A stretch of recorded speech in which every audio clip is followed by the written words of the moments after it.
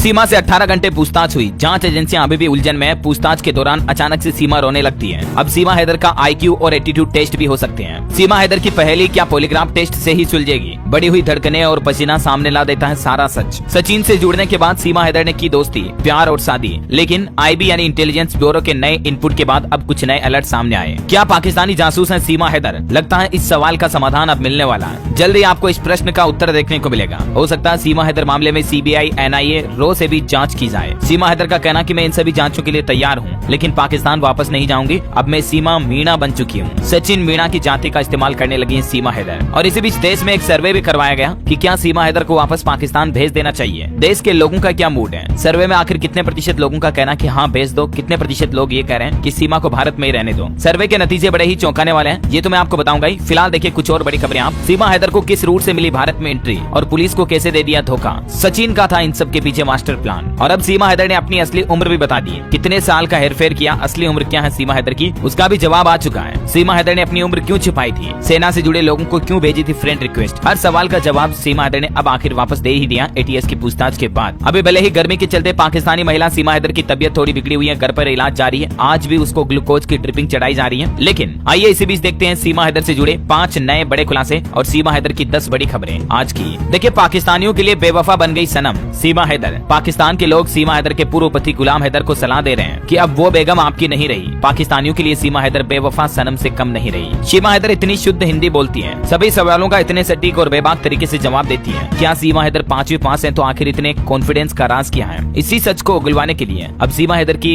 IB यानी कि intelligence एजेंसियों द्वारा, ब्यूरो द्वारा नई जांच करवाई जा सकती है। सीमा हैदर के ISI एजेंट होने का शक बना हुआ, इसी को खुलासा करने के लिए अब सीमा हैदर का साइकोलॉजिकल टेस्ट भी करवाया जा सकता है। अच्छा, एक और बड़ी चौंकाने वाली खबर आ रही है कि जिन नंबरों से सीमा और सचिन ने नेपाल में बस वालों से संपर्क किया था ना, अब वो नंबर भी स्विच ऑफ आ रहे हैं। यहाँ तक कि WhatsApp अकाउंट पर भी उन नंबरों पर डीएक्टिवेट अकाउंट है। मतलब आखिर कितना इंटेलिजेंस, कितना दिमाग का इस्तेमाल किया इन्होंने भारत आने के लिए। कुछ भी एक भी सबूत नहीं छोड़ा, मानो पूरी फिल्म की स्क्रिप्ट चल रही हो। अच्छा, पाकिस्तान में सीमा हैदर के ससुर बोले कि मुझे बेटे ने तो एक पैसा भी नहीं दिया। अपनी पत्नी को लाखों रुपए भेजे थे, जिनको लेकर वो इंडिया भाग गई। इसी बीच सीमा हैदर ने हमारे देश के राष्ट्रपति से एक बार फिर से गुहार लगाई और कहा कि अगर मुझे भारत की नागरिकता मिल जाए तो ही मैं जिंदा रह पाऊंगी और मेरे बच्चे भारत पर कोई बोझ नहीं बनेंगे। अगर मुझे ये नागरिकता मिल गई तो मैं एक अच्छी इंसान बनकर दिखाऊंगी। मैं विश्वासघात नहीं करूंगी। प्लीज राष्ट्रपति जी मेरा विश्वास करें। इस तरह की भावनात्मक बातें भी राष्ट्रपति द्रौपदी मुर्मू को भेजी हैं सीमा हैदर ने। सीमा हैदर राष्ट्रपति को अपने भेजे एक पत्र दया याचिका में लिखती हैं, माननीय महोदया, याचिकाकर्ता को एक प्यारे पति के रूप में सचिन मीणा, ससुर के रूप में अपने पिता